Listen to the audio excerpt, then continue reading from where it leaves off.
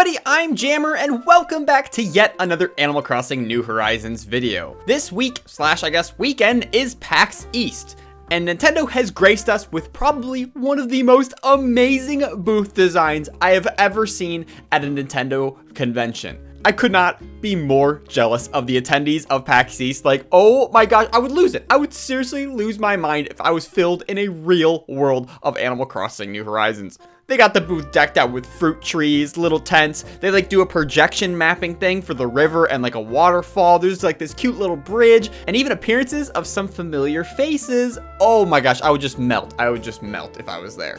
The reason this booth is even there is because there is in fact a playable demo of Animal Crossing New Horizons at PAX East. And because of that, there has been tons of footage being thrown around the internet. There's so much to sift through. So I did my best to comb through what I could and organize everything down to a lot of the key details and the little secrets we've seen throughout all the footage from PAX East so far. And again, because I am not at PAX East, I just want to immediately disclose that this is not my footage. So I want to give credit to the creators' footage that we're going to be taking a look at today. The links to their original videos are in the description, as well as when I showed on screen, I'll be sure to put like a little watermark for them to show that that's their footage.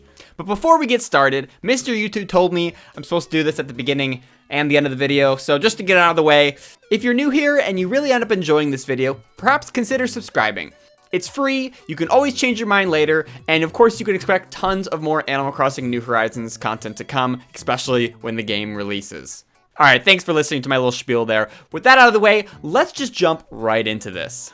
There's kind of a lot to go through with all this footage, but I'm going to do my best to kind of organize it into a couple of categories to kind of keep everything flowing naturally. So let's go through each of the shops that we see and kind of break down what's going on here.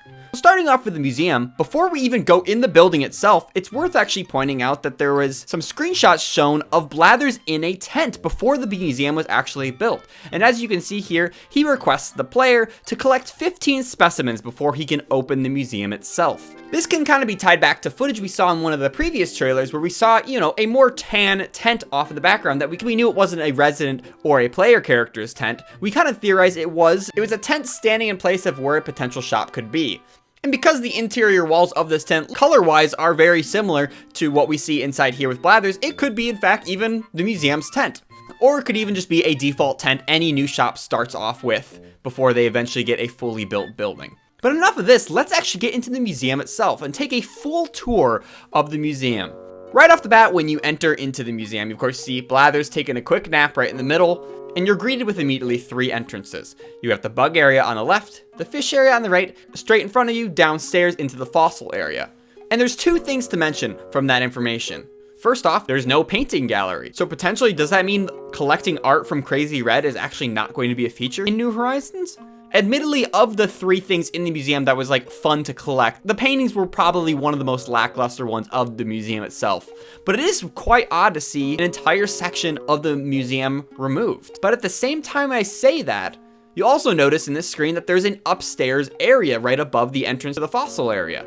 And from what it looks like so far, it's just an empty area with a couple of benches. And so potentially this could mean at a later date, you could upgrade the museum to have a second floor, to potentially unlock a paintings area, perhaps even the return of the observatory in some form, because it does seem quite odd to have such a random empty space so clearly in view in the middle of the museum. So now let's continue our tour through the museum. First stop, the fossil area. This area has 3 rooms. It first starts off in this Tree of Life area, and basically starting at the origins of life. This is where a lot of the fossils that you would get in previous Animal Crossing games, like the amber and whatnot, like the ones that were a single tile and you didn't need a full skeleton to make. This is where you'll see those displays shown on the left and right side. Moving through into the next room is a room we've seen a lot in the direct footage. And as many of you have pointed out in previous videos, that Tree of Life we mentioned just barely continues branching into a timeline into the bigger fossils, kind of showing the period of history where these fossils were alive during, which is a kind of cute educational detail. And as you move to the right, the bones get younger and younger, moving into the final room of the fossil area, which has probably the most hilarious detail so far. The Tree of Life and those, branching timelines we've been looking at were all leading up to these silhouettes of villagers, basically saying that villagers evolved from these dinosaurs all so long ago. Like, what is going on? Like, it looks so ridiculous. He's got this full line of these little silhouettes of all these little cute animal villagers, and you're telling me I'm supposed to believe that they evolved from this massive Tyrannosaurus Rex? Like, what is going on with this thing? It's such a funny little detail and is quite odd in the context of the lore of the Animal Crossing world. Let's move along to the bug area. The first room, the main room, is the bigger area with a lot of trees. It's dynamic, multi-leveled with like rivers and bridges, and this shows off a lot of the standard bugs you'll be collecting.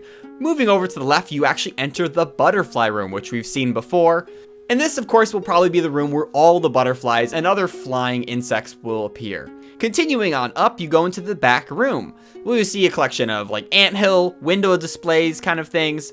But the most interesting thing is in the back room, there's a laboratory. Which, in the context of a real museum, I mean, that does probably make sense for doing sciencey kind of things. It seems very oddly empty and randomly placed in this museum. Perhaps this lab is the location of a new special character that runs the lab. They could have removed such character from the demo, you know, in order to save for spoilers, but obviously that's just me projecting a crazy idea. It just seems very odd to me to have this like fully designed and equipped lab, but really nothing going on in it. So let's hop back over to the fish area. And this area again contains 3 rooms. The first one being the freshwater section with a lot of the river and the pond fish that you've typically known throughout the Animal Crossing series.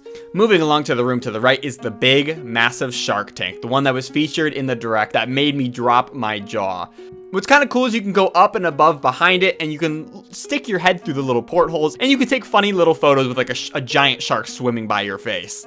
Off to the right though, you will notice that down lower in a more darker area is where the deep water fish would be, like the football fish and other stuff we've seen in Animal Crossing past. The final room in the fish area shows the other tropical fish and saltwater fish you can collect in the ocean that aren't sharks or deep water fish. Pretty standard and straightforward, and this is the room that in fact has the tube that lets you go through the fish tank. There's a lot of little details in this museum, and I'm not gonna go over every single exhibit and where every fish and insect is located, because that's something we'll experience when the game comes out anyways. So with that wrapped up, let's talk about the Able Sisters shop, the shop we've arguably seen the least of so far.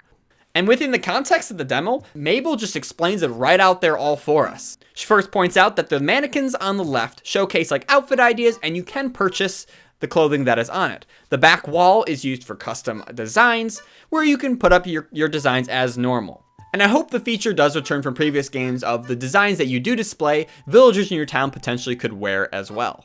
But we finally get a better explanation about the fitting room on the right. What Mabel tells us that it's anything available for sale that day and all color variation. Because she says there's only so much room in the store itself to display stuff. So the collection of clothing that is available that day, that inventory can be all viewed within the fitting room in a much convenient and quicker fashion, to where you can try on multiple different accessories and clothing, as well as their different color variations to quickly make an outfit that you like and you can purchase and walk out the store with immediately. Rather than going one at a time, we go one pair of pants, one shirt, walk to the accessory. It's a much quicker and streamlined process. Because in New Leaf, having it in 2 separate rooms and having to individually interact with each separate accessory as well as clothing option, this fitting room mechanic works so much better because it's so much more streamlined and actually gives you the option to try on an entirely new outfit before you purchase any of the pieces of it. So let's hop over to Nook's Cranny. There isn't too much going on here, but we do see one of the players go through the cabinet in the back. And from what we've seen so far, it has a lot of miscellaneous stuff for sale. Some basic tools, flower packets, medicine, a popper, some saplings, but then right before they cancel out of it, you can see a secret row at the bottom of the shop inventory. Well, it's not a secret row, but we don't know what's down there. However, you can barely make out the top of each item, the first one being the yellow box that we talked about before that is used as the currency for customizing furniture and changing its color. So it's great to see confirmation right there. You can outright just purchase the items required to customize your furniture.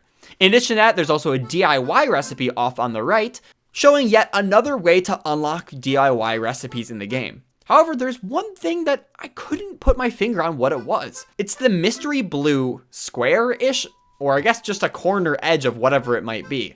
I'd love to hear your ideas in the comments of what you think this item might be, especially because it's in the same row as like the yellow customization box, as well as a DIY recipe. I feel like it's gotta be probably within the same theming of those same items, but it's really hard to tell what it actually is. And then let's move over to the fully built town hall. One of the cutest details is the fact that you can see Isabel sweeping off her desk, prepping it for the day. She's also wearing a brown jacket, which if I'm not mistaken is different from what we've seen before, because in New Leaf all she had was her spring and winter outfits. And of course Isabel has worn different stuff since. In a way it kind of reminds me a little bit of one of the alternate costumes from Smash, like the red jacket that she wears, but this is definitely a brown jacket. I'm not crazy, right?